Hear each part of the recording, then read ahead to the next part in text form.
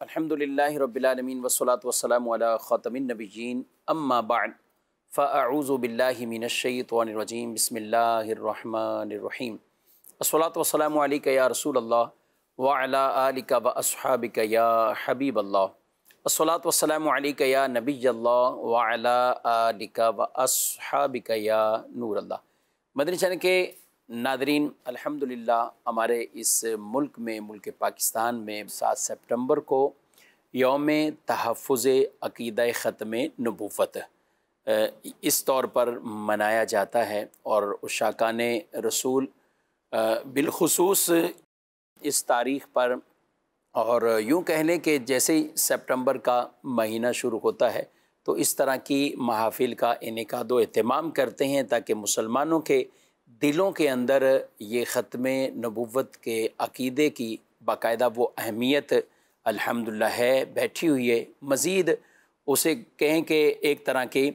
استقامت اختیار کرنے کے حوالے سے، اور اس پر صحابہ کرام علیہ مردوان کی جو قربانیاں ہیں، اور نبی پاک صلی اللہ علیہ وسلم کے اس عقیدے کو آگے امت تک پہنچانے کے لیے الحمدللہ اس طرح کے کئی پروگرامز اور مختلف ایونٹ کے طور پر اسے منایا جاتا ہے۔ آج ہم گفتگو کریں گے عقیدہ ختم نبوت کی اہمیت کے حوالے سے۔ ہمارے ساتھ الحمدللہ مفتیان کرام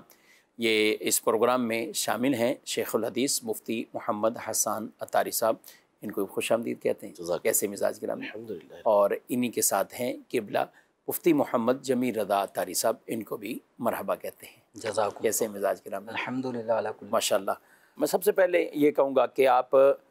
اس عقیدے پر جس پر ہم آج گفتگو کر رہے ہیں، اس کی اہمیت کے حوالے سے مسلمانوں کے دلوں میں یہ عقیدہ الحمدللہ راسخ ہے، اس کو مزید آگے اپنی نسلوں تک بھی پہنچانا ہے،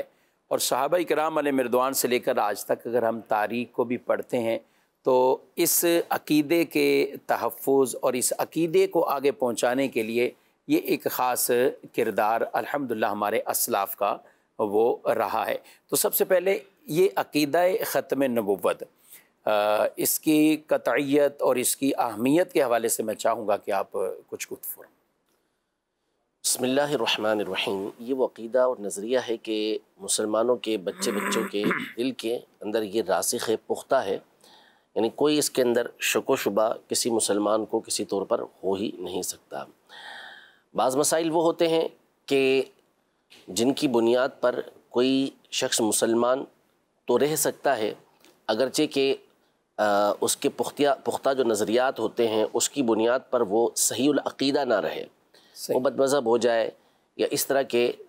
جو ہے وہ اس کے معاملات ہو جائیں کہ وہ سنی صحیح العقیدہ قرار نہ پائے۔ لیکن بعض نظریات وہ ہوتے ہیں، بعض عقائد وہ ہوتے ہیں کہ جن پر ایسا کاربند ہونا ضروری ہوتا ہے کہ جس پر مکمل اور پختہ یقین رکھے بغیر بندہ مسلمان ہو ہی نہیں سکتا۔ جیسے مثال کے طور پر ہم یہ کہیں کہ کوئی شخص یہ کہتا ہے کہ میں اللہ تبارک و تعالیٰ کو معبود مانتا ہوں، کہ اللہ پاک عبادت کے لائق ہے، معبود مانتا ہوں، لیکن ساتھ ہی ساتھ اگر وہ یہ کہے کہ میں اللہ پاک کے علاوہ کسی اور کو بھی معبود مانتا ہوں، تو ظاہر ہے کہ کوئی بھی مسلمان اس کو مسلمان نہیں کہہ سکتا۔ وہ بندہ مسلمان ہو ہی نہیں سکتا کہ جو اللہ کے علاوہ کسی اور کو اپنا معبود مانے۔ اسی طرح نبی پاک صلی اللہ تعالیٰ علیہ وآلہ وسلم کو جو اپنا نبی مانتا ہے، جو تسلیم کرتا ہے کہ آپ نبی برحق ہیں، لیکن ساتھ ہی ساتھ اگر وہ یہ کہتا ہے کہ نبی پاک صلی اللہ علیہ وسلم کے زمانے میں یا آپ کے بعد کوئی نبی تھا، ہوگا، یا یہ تک رکھتا ہے عقیدہ کہ وہ ہو سکتا ہے، تو ایسا شخص بھی یہ مسلمان نہیں ہو سکتا۔ یعنی جس طرح ایک مسلمان کے لیے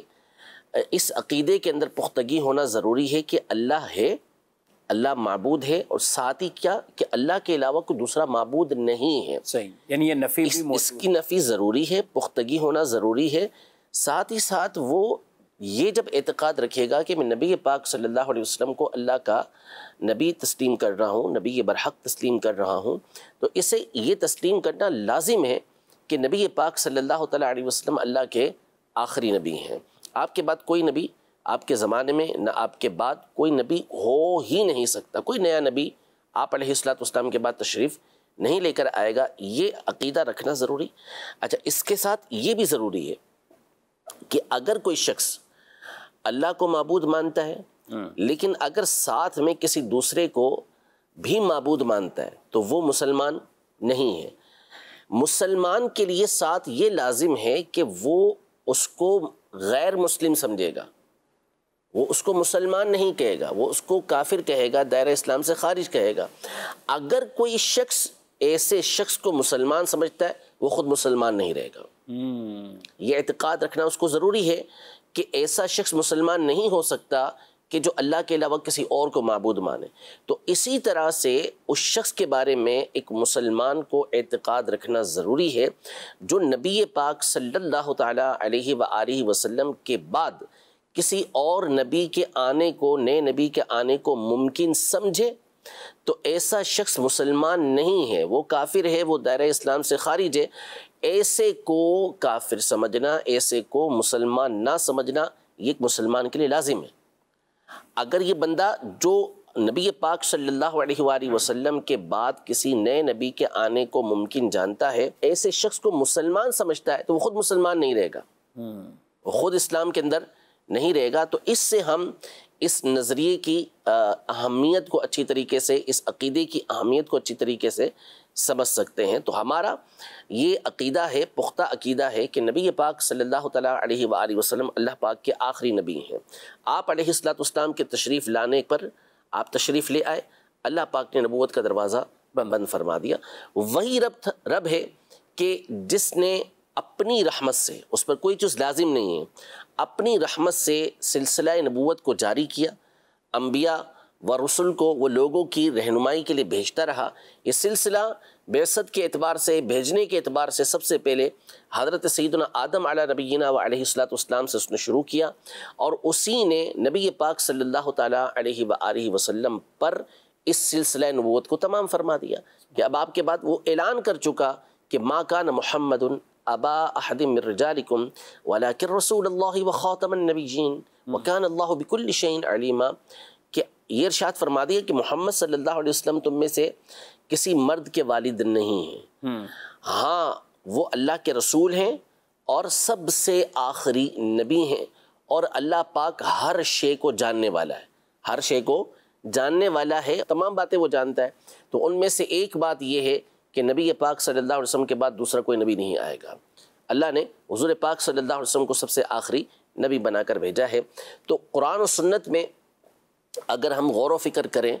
تو اس قدر اس کی اہمیت کا بیان ہے، اس قدر اس کی اہمیت کے ساتھ انتظام اور اہتمام کا بہت بیان ہے کہ اللہ پاک نے نبی پاک صلی اللہ تعالیٰ علیہ وآلہ وسلم کے خاتم النبیین ہونے کو، آپ پر نبوت کے تمام ہونے کو اس اہتمام اور شان و شوکت کے ساتھ بیان کیا ہے کہ جو جس قدر گہرائی کے ساتھ غور کرے گا اس کے سامنے اس کے پہلو واضح ہو جائیں گے، جیسا کہ انشاءاللہ آگے چل کے گفتگو ہماری آئے گی انشاءاللہ۔ یعنی آپ نے بہت خوبصورت انداز میں اور بالکل اس کی ڈیٹیل کے ساتھ اس کی اہمیت اتنی واضح کر دی کہ اللہ کو بھی مانتا ہے، عبادت بھی کرتا ہے، لیکن ساتھ ساتھ اگر وہ کسی اور کے لیے بھی عبادت کو جائز سمجھتا ہے یا عبادت کرتا ہے تو اسے مسلمان نہیں کہا جا سکتا۔ تو رسول مکرم صلی اللہ علیہ وسلم کو اگرچہ کوئی نبی مانتا ہے، لیکن یہ ساتھ احتمال یا یہ ساتھ کسی اور کو بھی نبی مانتا ہے یا کہتا ہے کہ نیا نبی بھی آئے گا تو یا ہو سکتا ہے، تو اسی طرح یہ بھی عقیدہ ختم نبوت پر پورا نہیں اتر رہا اور دائرہ اسلام سے خارج اسے سمجھا جائے گا۔ اور ہمارے ملک میں باقاعدہ قانون کے اندر اور اس ملک کے اندر باقاعدہ یہ ایک اسمبلی میں طے شدہ کہ رسول مکرم صلی اللہ علیہ وسلم وہ آخری نبی ہے، محمد رسول اللہ صلی اللہ علیہ وسلم سب سے آخری نبی ہے، اور آپ کے بعد کوئی کسی قسم کا نبی یعنی نیا نبی وہ نہیں آئے گا۔ جمیل صاحب کی طرف آؤں گا، کچھ میں چاہوں گا کہ احادیث مبارکہ کے حوالے سے کہ رسول مکرم صلی اللہ علیہ وسلم کے عقیدہ ختم نبوت پر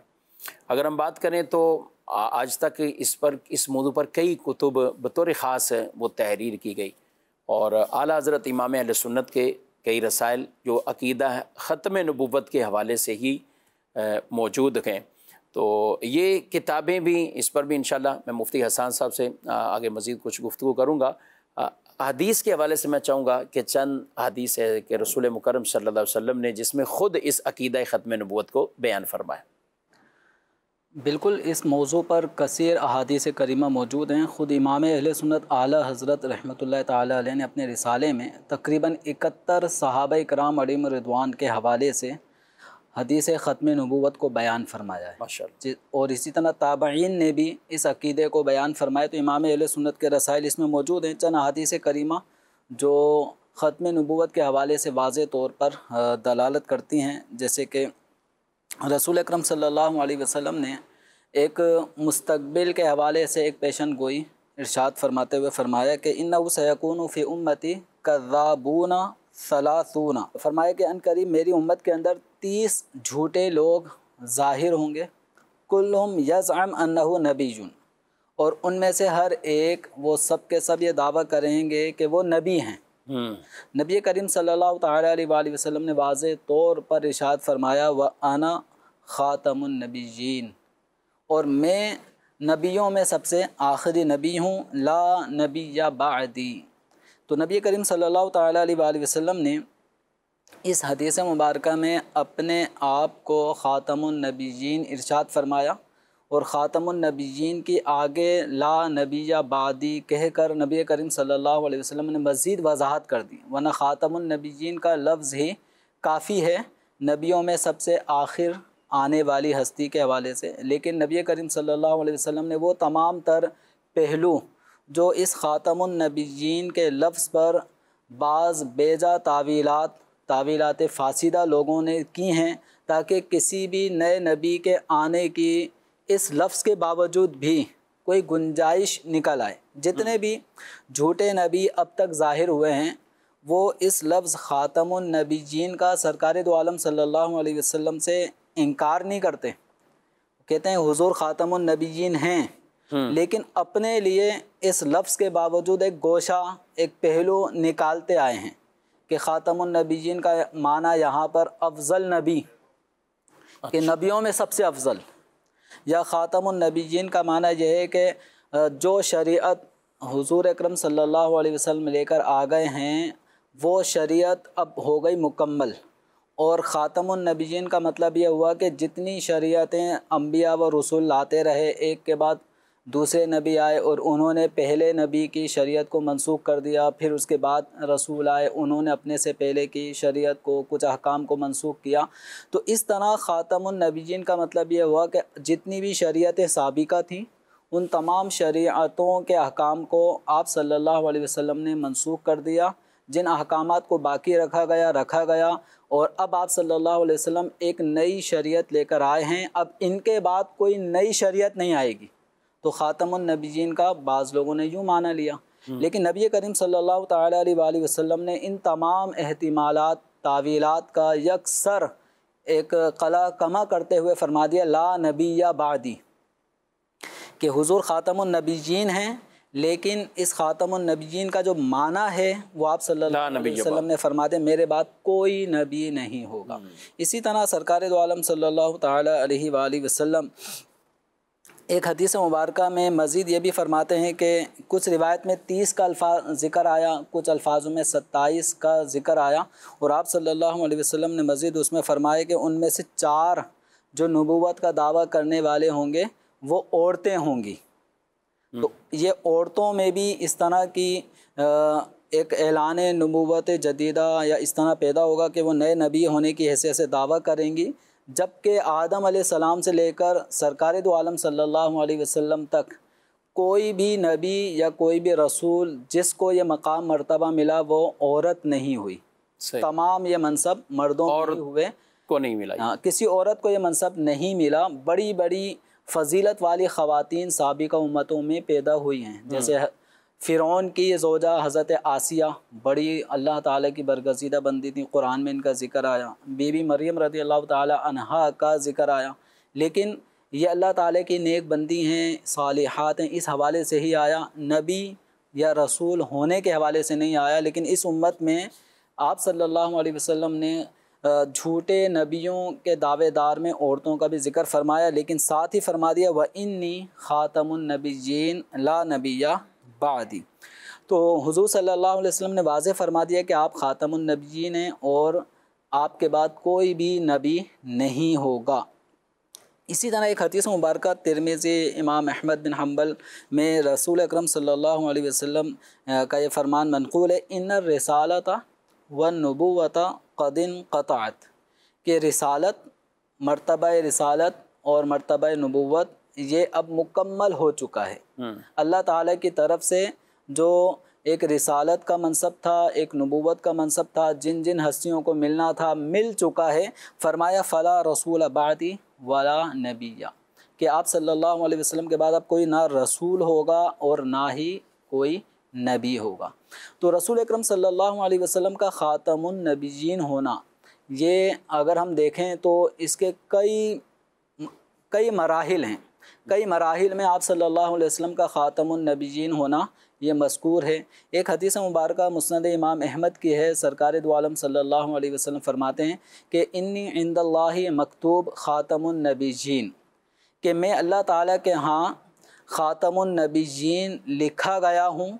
اور اس وقت جب کہ آگے فرمایا گیا کہ وَإِنَّ آدم لَمُنْجَدِلٌ فِي طِينَتِهِ، جب کہ آدم علیہ السلام ابھی آپ کا جسم گیلی مٹی کے درمیان میں تھا، یعنی حضرت آدم علیہ السلام کا بھی جسم پاک تیار ہو رہا تھا اور حضور خاتم النبیین تھے۔ اسی طرح انبیاء کرام علیہ السلام کی ارواح سے اللہ تعالیٰ حضور اکرم صلی اللہ علیہ وسلم کی تصدیق، حضور پر ایمان لانا، اس کا بیان فرما رہا ہے۔ اور حدیث مبارکہ میں فرمایا گیا کہ ہر نبی سے اللہ تعالیٰ نے اس بات کا عہد لیا کہ محمد صلی اللہ علیہ وسلم اگر ان کے زمانے میں ظاہر ہو جائیں تو وہ رسول اکرم صلی اللہ علیہ وسلم پر ایمان لائیں گے اور ان کی تائید و نصرت کریں گے۔ تو حضور اکرم صلی اللہ علیہ وسلم کا خاتم النبیین ہونا عالم ارواح میں اللہ تعالیٰ نے اس پر عہد و پیمان لیا اور ہر نبی سے آپ صلی اللہ علیہ وسلم کی تشریف آوری پہ مدد کا وعدہ لیا۔ اسی طرح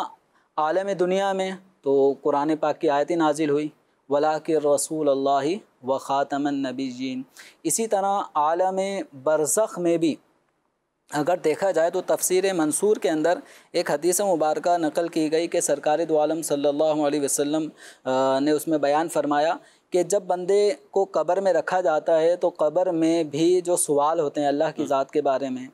دین کے بارے میں، رسول اکرم صلی اللہ علیہ وسلم کے بارے میں، تو اس میں ایک جواب یہ بھی ہے ربی اللہ وحدہ لا شریک لہ، کہ میرا رب اللہ ہے، وہی وحدہ لا شریک ہے۔ پھر دوسرا جواب وہ دے گا الاسلام دینی، کہ اسلام میرا دین ہے۔ تیسرا جواب وہ دے گا محمد نبی جی، کہ محمد صلی اللہ علیہ وسلم میرے نبی ہیں، وَهُوَ خاتم النبیین، یعنی وہ قبر میں بھی مردہ حضور اکرم صلی اللہ علیہ وسلم کے ختم نبوت کا بیان کرے گا۔ حتیٰ کہ عالم محشر میں بھی سرکار دو عالم صلی اللہ علیہ وسلم کے ختم نبوت کا چرچا ہوگا۔ اور بخاری شریف کی حدیث مبارکہ ہے کہ جب پوری عالم محشر جب مختلف انبیاء کرام کے پاس ہوتا جب بارگاہ رسالت صلی اللہ علیہ وسلم میں حاضر ہوگا تو اس وقت سرکار دو عالم صلی اللہ علیہ وسلم کی بارگاہ میں سفارش کرتے ہوئے کہے گا انت رسول اللہ و خاتم الانبیاء،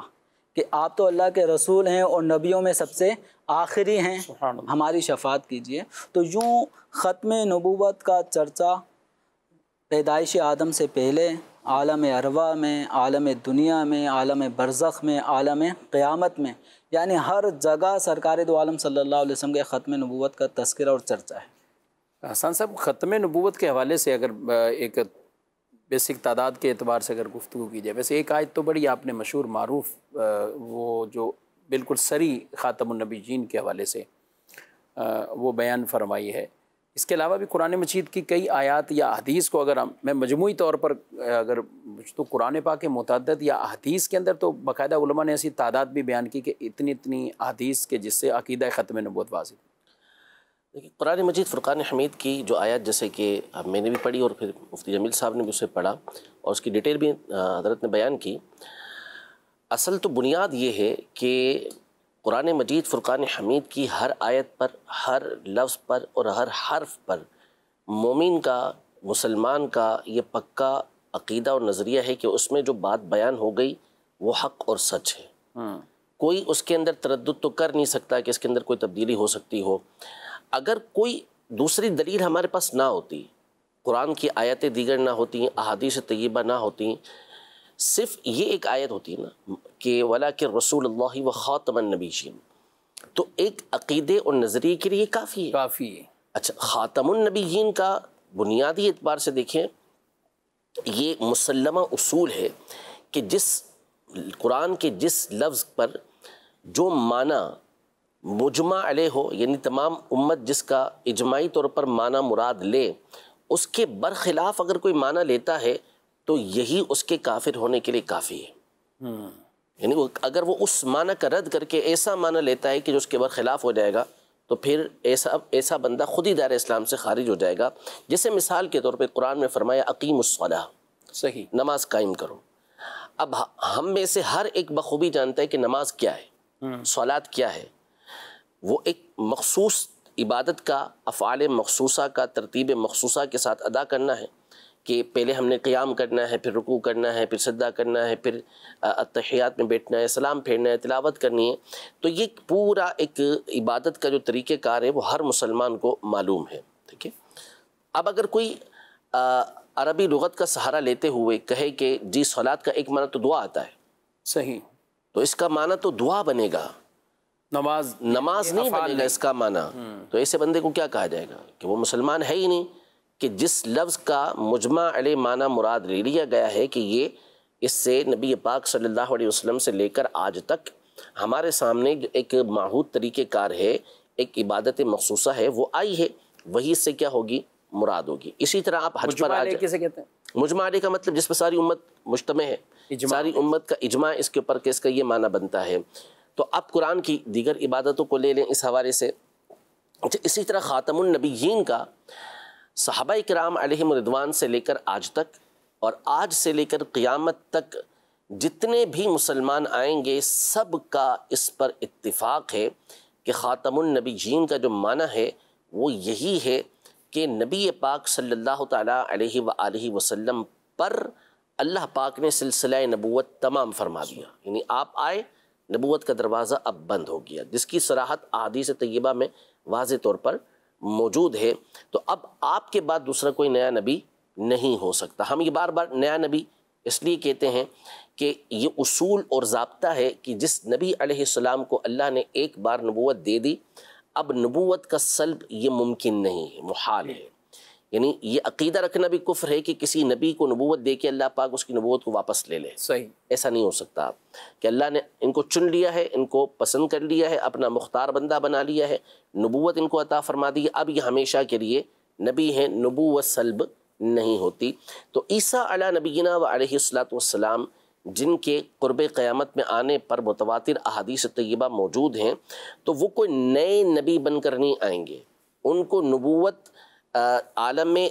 دنیا کے اندر نبی پاک صلی اللہ علیہ وسلم کی دنیا میں آمد سے پہلے دے دی گئی ہے۔ صحیح، اب وہ نبی ہی ہیں، وہ قیامت میں بھی ہوں گے تو نبی ہی ہو کر ہی آئیں گے، تو قیامت سے پہلے وہ آئیں گے تو وہ پچھلی نبوت کے ساتھ ہی متصف ہوں گے، صحیح، وہ کوئی نئی نبوت لے کر نہیں آ رہے ہوں گے۔ اسی لیے وہ نبی پاک صلی اللہ تعالیٰ علیہ وآلہ وسلم کی شریعت کے اصولوں کے مطابق ہی احکام دیں گے، صحیح، ٹھیک ہے۔ اور گویا کہ ایک طرح سے نبی پاک صلی اللہ علیہ وسلم کے ایک امتی بن کر آپ تشریف لے کر آئیں گے۔ تو اس لیے قرآن کی ایک آیت خاتم النبیین کا معنی۔ دوسرا، جیسا کہ آپ نے سنا کہ حدیث طیبہ بھی بیان ہوئی، تیسرا لغت عرب بھی، اگر آپ لغت کی جتنی بھی بڑی بڑی کتابیں ہیں اس میں بھی آپ جائیں گے تو خاتم النبیین کا آپ کو یہی معنی ملے گا، خاتم کا معنی آپ کو یہی ملے گا، یا خاتم کا معنی آپ کو یہی ملے گا کہ جس پر کوئی چیز انتہا کو پہنچ جائے۔ اب انتہا کو پہنچ جائے تو اس کا مطلب یہ ہوا کہ جس کی طرف آپ نسبت کر کے اس کی انتہا کر رہے ہیں، مطلب یہ ہوگا کہ وہ چیز پوری ہو گئی، یعنی نبیوں کی طرف آپ نے اس کی نسبت کی ہے، اور یہاں مراد سب کے نزدیک یہی ہے کہ آپ علیہ الصلوۃ والسلام تمام انبیاء کرام علیہم السلام کے خاتم یا خاتم ہیں، ٹھیک ہے۔ مطلب یہ بنے گا کہ آپ علیہ الصلوۃ والسلام تمام انبیاء کے بعد تشریف لے کر آئے ہیں، آپ صلی اللہ تعالیٰ علیہ وآلہ وسلم انبیاء کی مہر ہیں، یعنی ایسی مہر ہے جس کا مطلب یہ ہوتا ہے، مہر کا مطلب یہ ہوتا تھا پچھلے دور کے اندر، یہ آج کے دور کی اسٹیمپ نہیں ہے، مہر کا مطلب یہ ہوتا تھا کہ جب کوئی چیز تمام ہو جاتی تھی، خط مکمل ہو گیا، معاملہ مکمل ہو گیا، تو اب اس کو پورا کرنے کے لیے ایک مہر لگائی جاتی تھی جو اس بات کی دلیل ہوتی تھی کہ اب اس کے اندر کوئی رد و بدل نہیں ہوا، مزید کوئی چیز اب اگر اس کو اگر اندر رد و بدل کرنا ہے تو پھر اس مہر کو توڑنا پڑے گا آپ کو. مہر لگ گئی، موم جامع ہوتا تھا پورا، وہ لگ گیا، اس کا مطلب ہے کہ یہ اب اندر کوئی تبدیلی کسی طرح کی نہیں ہوئی ہے. تو آپ علیہ السلام تشریف لائے تو گویا کہ انبیاء کرام علیہ السلام کا سلسلہ جو چلتا ہوا آ رہا تھا وہ تمام ہوا. آپ علیہ السلام اس کے اوپر مہر بن کر تشریف لائے کہ اب یہ سلسلہ تمام ہو گیا، اندر اب کسی طرح کی کوئی تبدیلی نہیں ہو سکتی. اسی بات کو صحیح بخاری صحیح مسلم شریف کی جو مشہور حدیث پاک ہے، سیدنا ابو ہریرہ رضی اللہ تعالیٰ عنہ سے بھی مروی ہے، سیدنا ثوبان رضی اللہ تعالیٰ عنہ سے بھی مروی ہے، سیدنا قتادہ رضی اللہ تعالیٰ عنہ سے بھی مروی ہے کہ نبی پاک صلی اللہ تعالیٰ علیہ وآلہ وسلم نے یہ ارشاد فرمایا کہ میری اور مجھ سے پہلے والے انبیاء کی مثال اس طرح ہے کہ من بنا بیتن، ایک شخص ہے کہ جس نے ایک گھر بنایا. اب اس کے آگے جو ہے نا نبی پاک صلی اللہ علیہ وسلم، چونکہ ہمارا عقیدہ اور نظریہ ہے کہ اللہ پاک نے آپ کو غیب کا علم دیا تھا، تو آپ بخوبی جانتے تھے کہ ذلی بروزی اس طرح کے افراد آئیں گے کہ جو اس طرح کے دعوے بھی کریں گے. تو آپ نے فرمایا کہ فَأَتْقَنَهُ، اس کو مضبوط بنایا، فَأَحْسَنَهُ وَأَجْمَلَهُ، گھر بنا کے ایسے نہیں کہ صرف دیواریں بنا دی ہوں، بلکہ فرمایا کہ اس کو خوبصورت بنایا، اس کو حسین و جمیل بنایا، یعنی اس کی ساری آرائش کر دی، تزیین و آرائش سب ہو گئی، مکمل گھر ہو گیا، صرف ایک اینٹ چھوڑ دی، ایک گوشے کے اندر ایک اینٹ چھوڑ دی. والناس یطوفون لہو، کہ لوگ جو ہے اس کا طواف کرتے، گھومتے اس کی گرد، ویعجبون، اور اس کے اوپر تعجب کرتے کہ گھر کتنا اعلیٰ ہے، اور پھر تعجب یہ کرتے کہ یہ اینٹ والی جگہ کیوں چھوڑ دی ہے. تو حضور پاک صلی اللہ علیہ وسلم نے فرمایا کہ انا موضع اللبنہ، میں ہی یہ اینٹ والی جگہ ہوں، یا ایک میں فرمایا انا اللبینۃ، میں ہی یہ اینٹ ہوں. یعنی یہ جو قصر ہے، یہ جو محل ہے خوبصورت سا، یہ انبیاء کرام علیہ السلام کا سلسلہ نبوت ہے، اور یہ تمام ہو چکا، اچھی طریقے سے اس کی تزیین و آرائش ہو چکی، سارے اپنے منصب کو پورا کر چکے. اب صرف ایک خوبصورت اینٹ کی جگہ باقی ہے جس کے ذریعے سے یہ قصر، یہ محل تمام ہو جائے گا، تو وہ آپ علیہ السلام کی ذات مبارکہ ہے. تو اس طرح یہی ہمارے لیے کافی ہے. لیکن اس کے علاوہ قرآن مجید فرقان حمید کی 40 سے زیادہ آیات علماء نے ذکر کی ہیں کہ جس میں نبی پاک صلی اللہ تعالیٰ علیہ وآلہ وسلم کی ختم نبوت کی طرف واضح طور پر دلالت موجود ہے. مثال کے طور پر انبیاء کرام علیہ السلام کے دنیا میں تشریف لانے کا جو مقصود ہے وہ تبشیر و انذار ہے، یعنی لوگوں کو خوشخبری سنانا کہ اگر تم اللہ تبارک و تعالیٰ کی عبادت کرو گے، اس کو وحدہ لا شریک مانو گے، اس کے احکام کی پیروی کرو گے، اس کی منع کردہ چیزوں سے بچو گے، تو وہ خوشخبری سناتے ہیں. اور دوسرا انذار، یعنی اگر تم اللہ کی نافرمانی کرو گے، اس کو نعوذ باللہ اس کے ساتھ کسی کو شریک کرو گے، تو پھر اس پر جہنم کے عذاب سے ڈراتے ہیں. اسی کو فرمائے مبشرین و منذرین، انبیاء کو جو بھیجا گیا ہے وہ مبشر اور منذر بنا کر بھیجا گیا ہے. بشیر و نذیر، بشیر و نذیر، مبشر و منذر، اس طرح کے الفاظ استعمال ہوتے ہیں. تو حضور کریم صلی اللہ تعالیٰ علیہ وآلہ وسلم کے لیے قرآن مجید فرقان حمید میں اللہ جل شانہ نے مختلف انداز میں آپ کو سارے عالم کا رسول قرار دیا ہے. جیسے مثال کے طور پر سورۃ الفرقان کی پہلی آیت میں اللہ پاک ارشاد فرماتا ہے تبارک الذی نزل الفرقان علی عبدہ لیکون للعالمین نذیرا، کہ پاک ہے وہ ذات کہ جس نے اپنے خاص بندے پر فرقان یعنی قرآن کو نازل کیا تاکہ یہ سارے عالم کو ڈر سنانے والا ہو جائے. عالم ما سوا اللہ کو بولتے ہیں، اللہ کے سوا جو کچھ ہے وہ سب عالم کے اندر داخل ہے. تو نبی پاک صلی اللہ تعالیٰ علیہ وآلہ وسلم ویسے تو انبیاء کے بھی نبی ہیں، اب پچھلی امتوں پر بھی نبی پاک صلی اللہ تعالیٰ علیہ وسلم کی فضیلت کا، آپ کی ختم نبوت کا اقرار کرنا لازم ہے. لیکن نبی پاک صلی اللہ علیہ وسلم کی بعثت کے بعد جو افراد آتے رہیں گے ان تمام کے لیے آپ اس اعتبار سے نبی ہیں کہ ان پر لازم ہے کہ حضور کریم صلی اللہ تعالیٰ علیہ وآلہ وسلم کو آخری نبی تسلیم کرتے ہوئے آپ کی شریعت کے مطابق اپنی زندگی کو گزاریں گے، یعنی اس کو تسلیم کریں گے کہ یہی شریعت آخری شریعت ہے، باقی پچھلی تمام شریعتیں یہ منسوخ ہو چکی ہیں۔ اسی طرح فرمایا وما ارسلناک الا کافۃ للناس بشیرا ونذیرا، کہ ہم نے آپ کو تمام لوگوں کے لیے بشیر اور نذیر بنا کر بھیجا۔ بشیر و نذیر یہ یہاں پر نبی کے معنی میں ہے کہ تمام لوگوں کی طرف آپ کو ہم نے بشیر و نذیر بنا کر بھیجا۔ حالانکہ صحیح بخاری شریف میں اور مسلم شریف کے اندر تو واضح طور پر الفاظ موجود ہیں کہ مجھے انبیاء پر 5 وجہ سے، اور صحیح مسلم میں 6 وجہ لکھی ہیں، یعنی بہت ساری وجوہات میں سے یہ 5-6 وجوہات ہیں کہ جس کی وجہ سے پچھلے انبیاء پر مجھے فضیلت دی گئی ہے، فوقیت دی گئی ہے۔ اور ان میں سے ایک بات نبی پاک صلی اللہ علیہ وسلم نے یہ ارشاد فرمائی کہ پچھلے انبیاء یہ مخصوص قوم کی طرف آتے تھے، مخصوص علاقے کی طرف آتے تھے، لیکن فرمایا کہ بعثت میں تم تمام کی طرف رسول بنا کر بھیجا گیا ہوں۔ حضرت موسیٰ علیہ السلام کے قرآن پاک میں الفاظ ہیں کہ انی رسول اللہ الیکم، بنی اسرائیل سے کہا کہ میں تمہارا رسول بنا کر بھیجا گیا ہوں۔ عیسیٰ علیہ السلام کے الفاظ قرآن مجید میں ہیں کہ انی رسول اللہ الیکم، میں تمہاری طرف رسول بنا کر بھیجا گیا ہوں۔ اور انجیل کے حوالے سے ہمارے علماء نے یہ نقل کیا کہ باقاعدہ عیسیٰ علیہ السلام نے بنی اسرائیل کو مخاطب کرتے ہوئے یہ فرمایا کہ میں بنی اسرائیل کی بھولی بھالی بھیڑوں کی طرف رسول بنا کر بھیجا گیا ہوں، اوروں کی طرف نہیں بھیجے گئے۔ لیکن جب رسول کریم صلی اللہ علیہ وسلم کا معاملہ آتا ہے تو اللہ پاک حکم فرماتا ہے، قل، اے محبوب آپ ارشاد فرمائیے، آپ لوگوں کو بتائیے،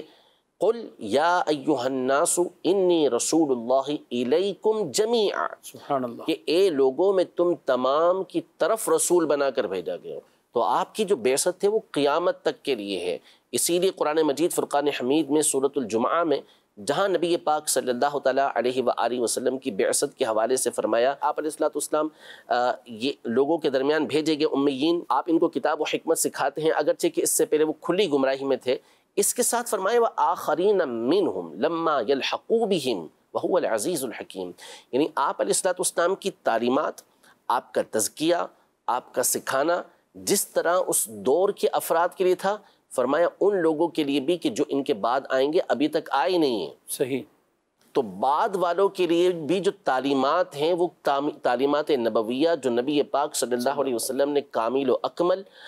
احسن انداز میں ہم تک پہنچا دی ہیں، وہ کفایت کرنے والی ہیں کہ قیامت تک آپ علیہ السلام کی تعلیمات یہ ہر ایک کے لیے موجود ہیں۔ لہذا کوئی نیا نبی آئے گا بھی نہیں اور آ بھی نہیں سکتا، اور اس کے آنے کی کوئی ضرورت بھی نہیں ہے، کہ نبی پاک صلی اللہ علیہ وسلم مکمل تعلیمات، اصول، ضوابط، قواعد، قوانین یہ سارے ہمارے سامنے بیان کر چکے ہیں، جن کی روشنی میں تمام کے تمام مسائل قیامت تک یہ حل کیے جا سکتے ہیں۔ اگر نیا نبی کوئی آنا بھی ہوتا ہے، رسول اللہ صلی اللہ علیہ وسلم نے جیسے بعض صحابہ کے بارے میں، حضرت عمر رضی اللہ تعالیٰ عنہ، دیگر اپنے بیٹے کے بارے میں جو فرمایا، یہ تو ایک ایسا کمال کا پہلو ہے کہ یعنی میں نے کہا تھا نا اہتمام، کہ جو اہتمام اللہ اور اس کے رسول نے کیا ہے حضور پاک صلی اللہ علیہ وسلم کی ختم نبوت کے حوالے سے، جیسا کہ مفتی جمیل صاحب نے حدیث بیان کی مسند احمد کی، اور ساتھ یہ حدیث مبارکہ صحیح ابن حبان میں بھی موجود ہے کہ حضور پاک یعنی یہ جو 7 ستمبر کا دن ہے، یہ اگرچہ کہ ہم اس کو یہ کہیں کہ یہ یوم تحفظ عقیدہ ختم نبوت ہے، لیکن یہ یاد رہے کہ یہ صرف اس پہلو کے اعتبار سے ہے کہ 7 ستمبر کو جو قادیانی ہیں ان کو ہمارے ملک کے آئین کے اندر کافر قرار دیا گیا۔ یہ کوئی عقیدہ ختم نبوت کی تحقیق کا دن نہیں تھا، یا تفصیل کا دن نہیں تھا، یا بیان کا دن نہیں تھا۔ یہ دن چونکہ علماء اہل سنت کی، عوام اہل سنت کی عظیم قربانیوں سے ایک قانون پاس ہوا کہ وہ لوگ کہ جو فتنہ برپا کرنے والے تھے، نبی پاک صلی اللہ علیہ وسلم کی ختم نبوت کے حوالے سے لوگوں کو غلط گائیڈ کر رہے تھے اور غلط راہ کی طرف لے کر جا رہے تھے، ان کے بارے میں اللہ نے یہ توفیق دی پاکستانی قومی اسمبلی کو کہ انہوں نے آئین کے اندر یہ بات مقرر کر دی کہ یہ لوگ، ایک تو نبی پاک صلی اللہ علیہ وسلم کا خاتم النبیین ہونا یہ تو مسلم بات ہے نا، اور یہ تو شروع سے یعنی صرف نبی پاک صلی اللہ علیہ وسلم نے بھی جن چیزوں کو بیان فرمایا، لیکن آپ سے پہلے بھی جو انبیاء بشارتیں لے کے آئے وہ خاتم النبیین کے اعتبار سے۔ ابھی حدیث پڑھی نا جمیل صاحب نے کہ انی مکتوب عند ربی خاتم النبیین وان آدم لمنجلد فی طینتہ، کہ میں اللہ کے نزدیک اس وقت بھی خاتم النبیین لکھا ہوا تھا جب آدم علیہ السلام کا پتلا تیار ہو رہا تھا۔ تو یہ عقیدہ تو ازل کے اندر طے ہو چکا ہے، اور یہاں جو دن ہے وہ دن ایک عظیم کامیابی کا دن تھا، اس لیے اس کو ایک اہتمام کے ساتھ منایا جاتا ہے۔ تو آپ علیہ الصلوۃ والسلام کے اگر آپ اہتمام کو دیکھیں،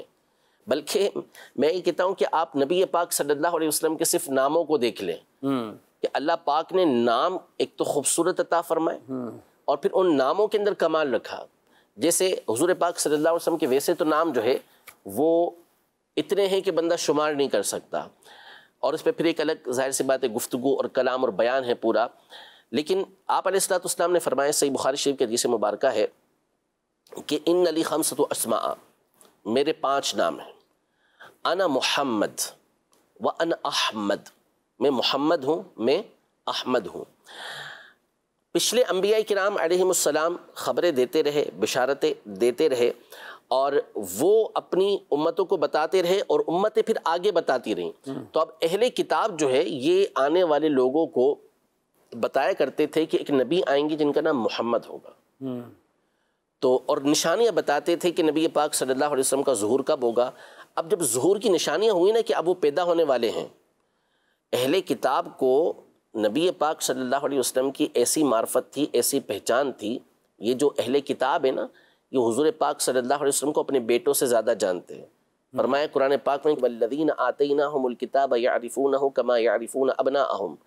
کہ جن کو ہم نے کتاب دی ہے وہ اس نبی علیہ السلام کو ایسے ہی جانتے ہیں جیسا کہ اپنے بیٹوں کو جانتے ہیں، اپنی اولاد کو جانتے ہیں۔ اور عبداللہ بن سلام رضی اللہ تعالی عنہ وغیرہ دیگر صحابہ نے یہ فرمایا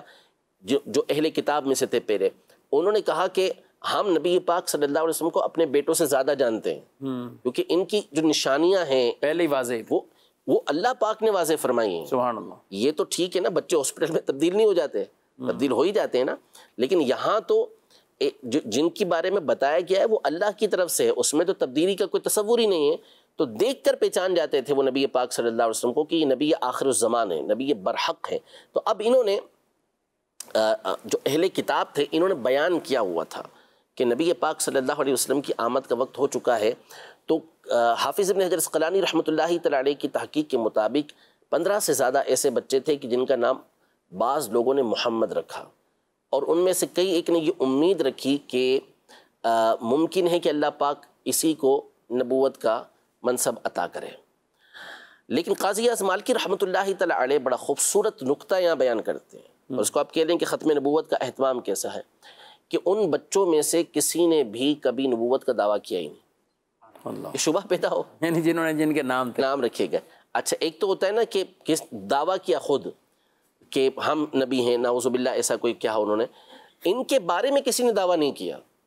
بعض ہوتے ہیں نا شاہ سے بڑھ کے شاہ کے وفادار ہوتے ہیں، یا اس طرح کی گفتگو وہ کرتے ہیں، تو انہوں نے کہا کسی نے کہ بھائی یہ نبی ہیں، دعویٰ ہی نہیں کیا کسی نے۔ اچھا پھر قاضی اعظم مالکی رحمۃ اللہ تعالی فرماتے ہیں کہ اور لطف یہ ہے کہ ان میں سے کسی کے اندر ایسی خوبی ہی نہیں رکھی گئی کہ جس کی وجہ سے شبہ پیدا ہو کہ یہ نبی ہوں،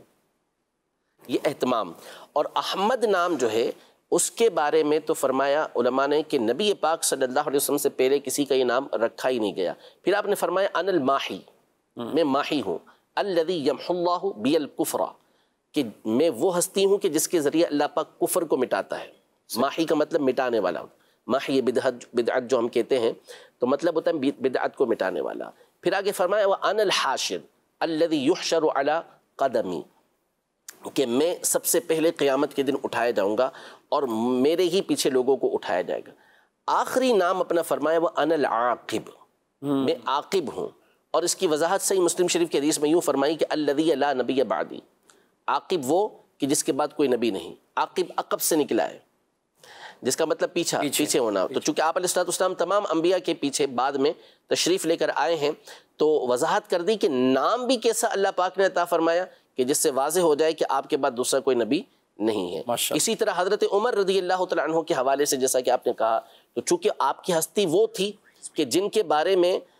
جن کی رائے پر اور مشوروں پر قرآن کی آیتیں نازل ہوئی، یعنی ان کی تائید کے اندر ان کی اہمیت کو بیان کرنے کے لیے نبی پاک صلی اللہ علیہ وسلم کامل محبت فرماتے تھے۔ یہ فرمایا کہ ان اللہ جعل الحق علی لسان عمر، اللہ پاک نے حق کو عمر کی زبان پہ جاری کر دیا ہے، جہاں سے یہ گزرے تو شیطان بھاگ جائے وہاں سے۔ تو اب ایسی ہستی کے بارے میں کوئی گمان کر سکتا تھا کہ ہو سکتا ہے منصب نبوت ان کو بھی دیا جائے، نبی پاک صلی اللہ علیہ وسلم نے واضح طور پہ فرما دیا کہ لو کانا بعدی نبی لکان عمر، کہ میرے بعد کوئی نبی ہوتا تو عمر ہوتے، لیکن اس کا اگلا جو قضیہ ہے وہ موجود ہے یہاں پر کہ آپ کے بعد دوسرا کوئی نبی نہیں ہے۔ یہی بات اب مولا کائنات مولا مشکل کشا حضرت سیدنا علی المرتضیٰ کرم اللہ تعالی وجہہ الکریم کے حوالے سے لے لیں تو وہاں پر بھی یہی بات ہے کہ نبی پاک صلی اللہ علیہ وسلم نے بہت فضائل بیان کیے، آپ کے کمالات بیان کیے، حتیٰ کہ غزوہ تبوک کے موقع پر آپ نے یہ ارشاد فرمایا کہ پورا واقعہ ہے تفصیلی، یہ فرمایا کہ انت منی بمنزلت ہارون من موسیٰ، کہ اے علی تم میری جانب سے میرا اور تمہارے درمیان جو رشتہ اور مناسبت ہے وہ ایسے ہے کہ جیسا کہ موسیٰ علیہ السلام اور ہارون علیہ السلام کی تھی، اور وہ دونوں نبی تھے۔ تو اب کسی کے ذہن کے اندر یہ خیال پیدا ہو سکتا تھا کہ کیا حضرت علی رضی اللہ تعالیٰ عنہ حضرت ہارون علیہ السلام کی طرح نبی ہیں؟ تو آپ نے فوراً آگے وضاحت فرما دی الا انہ لا نبی بعدی، میرے بعد کوئی دوسرا نبی نہیں۔ اور آخری بات جو آپ نے حضرت ابراہیم رضی اللہ تعالیٰ عنہ کے حوالے سے کہی، تو چونکہ نبی پاک صلی اللہ علیہ وسلم کے 3 شہزادے ہوئے، حضرت قاسم، حضرت عبداللہ جن کو طیب و طاہر کہتے ہیں، تیسرے حضرت ابراہیم۔ جو حضرت قاسم تھے وہ تو نبی پاک صلی اللہ علیہ وسلم کے اعلان نبوت سے پہلے ہی انتقال کر گئے تھے، وہ بھی 18-20 مہینے کی عمر کے اندر انتقال فرما گئے تھے۔ حضرت عبداللہ جو تھے وہ مکہ مکرمہ میں پیدا ہوئے تھے اعلان نبوت کے بعد، تو وہ بھی چھوٹی سی عمر کے اندر ہی دنیا سے پردہ فرما گئے تھے۔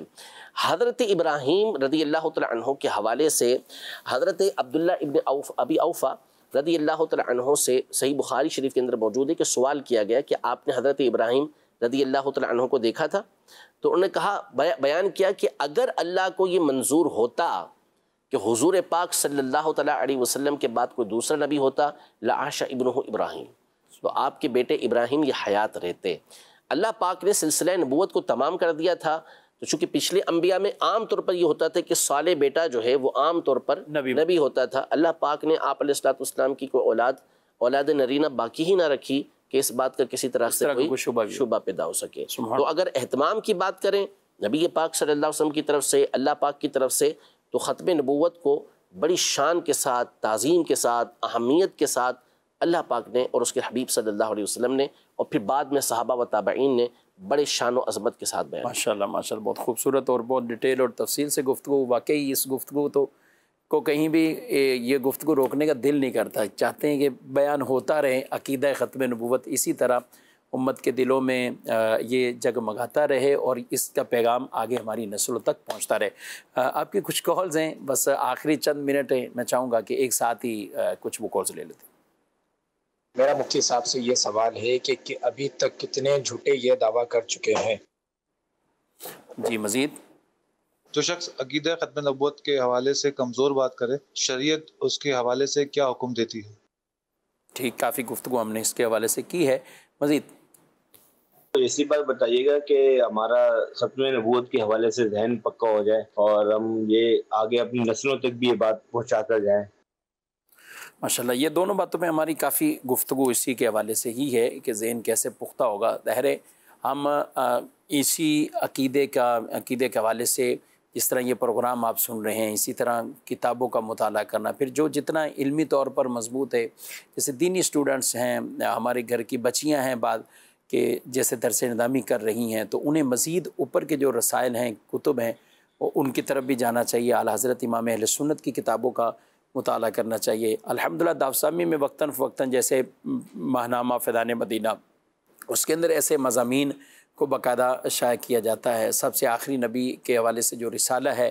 قبلہ امیر اہل سنت دامت برکاتہم العالیہ کا، اس رسالے کو، اور یہ سن کر الحمدللہ عقیدہ تو پہلے سے ہی ہے، لیکن مزید ایک دل کے اندر اور محبت اور اس کی اہمیت ہے وہ اجاگر ہوتی ہے۔ جمیل صاحب، یہ انہوں نے پوچھا کہ کتنے دعویٰ کر چکے ہیں جھوٹے نبیوں کے حوالے سے؟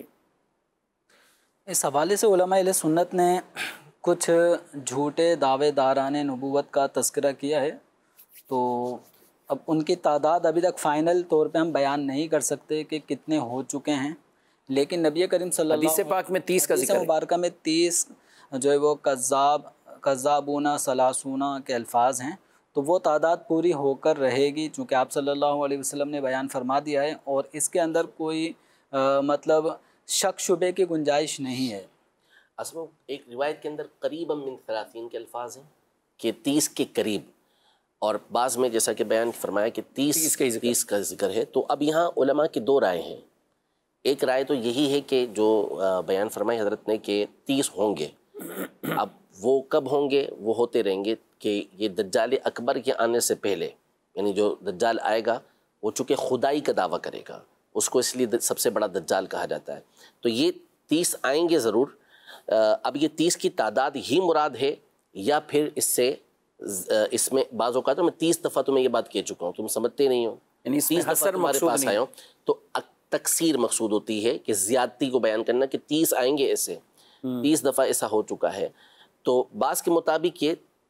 تعداد کی زیادتی کو بیان کرنا ہے. اب جیسا کہ یہ کہا کہ اب اس کی ہم گنتی یوں نہیں کر سکتے کہ کیونکہ دنیا بہت بڑی ہے اور مسلمان بھی ہر جگہ پر پہنچے ہیں، تو ایسے افراد مختلف علاقوں کے اندر نکلتے ہیں. اب جیسے قادیانی ہمارے یہاں پر یہ ایک مشہور فتنہ ہے، تو اب بہت سارے مقامات ہیں کیونکہ قادیانی اپنے آپ کو چھپاتے ہیں، اور یہ اس میں مختلف قسم کی جیسے کہ کچھ تعویلات مفتی جمیل صاحب نے بیان کی کہ وہ عجیب و غریب قسم کی باتیں کرتے ہیں اس حوالے سے. تو بعض اوقات لوگ دھوکہ کھا جاتے ہیں. تو اس طرح چھپا کر، تو ایسا ممکن ہے کہ دنیا کے دوسرے گوشوں کے اندر ایسے افراد ہوں کہ جن کے بارے میں ہمیں معلومات نہ ہو، اور یہاں سے ایسے افراد ہوں کہ جن کو دوسرے مقامات پہ جن کو قادیانی کے حوالے سے معلومات نہ ہو. البتہ مشہور جو نکلے ہیں ان میں سے مسیلمہ کذاب ہے، جو نبی پاک صلی اللہ علیہ وسلم کے دور کے اندر نکلا، اور آپ علیہ السلام نے اس کو اپنا متبع بنانے سے کہ وہ کہہ رہا تھا کہ مجھے آپ نبوت کے اندر شریک کر لیں، یعنی وہ تو اس زمانے میں آپ علیہ السلام نے اس کا منع کر دیا کہ ایسا ہو ہی نہیں سکتا. کہ تو کھجور کی ایک چھڑی آپ کے ہاتھ میں تھی، آپ نے فرمایا کہ یہ بھی تو میں نہیں دوں گا اس میں. تو یعنی یہ بیان کر دیا کہ آپ علیہ السلام کے بعد کوئی نبی ہو ہی نہیں سکتا، چاہے کوئی کسی بھی انداز کی نبوت کا. حالانکہ وہ علاقہ بھی الگ ہی مانگ رہا تھا، یعنی اس علاقے کے آپ ہی نہیں، وہ تو کہ جب وہ کلمہ پڑھاتا تھا، وہ کلمہ پہلے یوں پڑھاتا تھا کہ اشہد ان لا الہ الا اللہ وان محمد رسول اللہ، پھر اس کے بعد اپنی نبوت کا اقرار کرواتا. پھر بھی نبی پاک صلی اللہ علیہ وسلم نے منع فرمایا کہ آپ کے بعد کوئی نبی نہیں ہو سکتا. اسی طرح اسود انسی ہو گیا، سجاح نام کی عورت ہو گئی، پھر اس کے بارے میں تو مشہور ہے کہ اس نے توبہ کر لی تھی اور وہ مسلمان ہو گئی تھی. اور مختار ثقفی ہے، اور اس طرح کے افراد. تو پھر جو سب سے بڑا فتنہ ایک تو مسیلمہ کذاب کا ہوا، جس میں کئی صحابہ اکرام علیہم رضوان اس کو قتل کرنے کی اور اس کے ساتھ جو جنگ ہوئی اس کے اندر شہید ہوئے. اور پھر اس کے بعد جو بہت بڑا فتنہ کھڑا ہوا ایک اسود انسی کا ہوا، اور بعد میں جو آخر زمانے کے اندر سب سے بڑا فتنہ پیدا ہوا وہ قادیانیت کا پیدا ہوا، جس پر الحمدللہ جو ہے وہ پاکستان کی گورنمنٹ کا ایک بڑا بہت احسن فیصلہ اور بہترین فیصلہ کہ ان کو پارلیمنٹ سے جو ہے وہ جو ہے غیر مسلم قرار دیا گیا کہ یہ مسلمان نہیں ہو سکتے. ایک سوال کرنے والے کہ جو کمزور بات کرے عقیدہ ختم نبوت کے حوالے سے، ایک عام مسلمان کا اس کے ساتھ کیا انداز ہونا چاہیے، یا اس سے تعلقات کے حوالے سے آخری ایک پیغام دے دیں پھر پروگرام ختم کریں. ختم نبوت کے معنی کے حوالے سے کمزور بات کا معنی اگر یہ ہے کہ وہ نبی کریم صلی اللہ علیہ وسلم کو خاتم النبیین بمعنی آخری نبی نہیں مانتا، اس حوالے سے کوئی ایسی تعویلات کرتا ہے جس سے خاتم النبیین کا مطلب آخری نبی نہیں لے رہا، تو یہ پھر ایک اپنے کفر کا اعلان ہے، اپنے کفر کا اظہار ہے. ایسا شخص جو نبی کریم صلی اللہ علیہ وسلم کو خاتم النبیین یعنی آخری نبی نہیں مانتا، وہ کافر و مرتد ہے. اور مسلمان کو غیر مسلم یعنی جو بالخصوص مرتد ہو چکا ہو، اس سے لین دین، مالی معاملات، اس سے اٹھنا بیٹھنا، مجالست کرنا، اس کی شرعاً اجازت نہیں ہے. مسلمانوں کو ان سے دور ہی رہنا چاہیے. ٹھیک، ماشاءاللہ. نبی پاک صلی اللہ علیہ وسلم کی ذات مبارکہ، آپ اول بھی ہیں، آپ آخر بھی ہیں.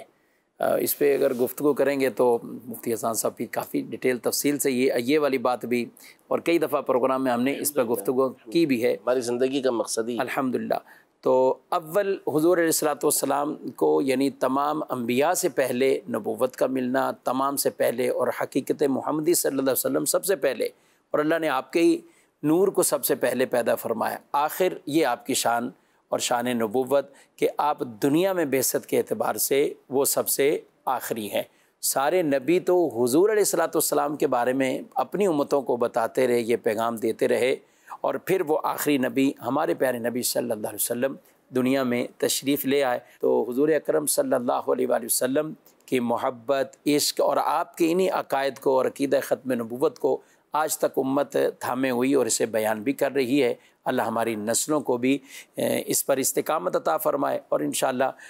تا صبح قیامت یہ امت اسی پر ہی وہ جمع رہے گی۔ اللہ رب العالمین ہمارے ظاہر باطن عقائد کے حوالے سے، اعمال کے حوالے سے ہمیں پختگی عطا فرمائے، اور نبی رحمت صلی اللہ علیہ وسلم کی سچی غلامی ہمیں بھی اور ہماری اولادوں کو بھی عطا فرمائے۔ ہمارے پروگرام کا وقت اپنے اختتام کو پہنچا، آپ سے اجازت چاہتے ہیں، فی امان اللہ۔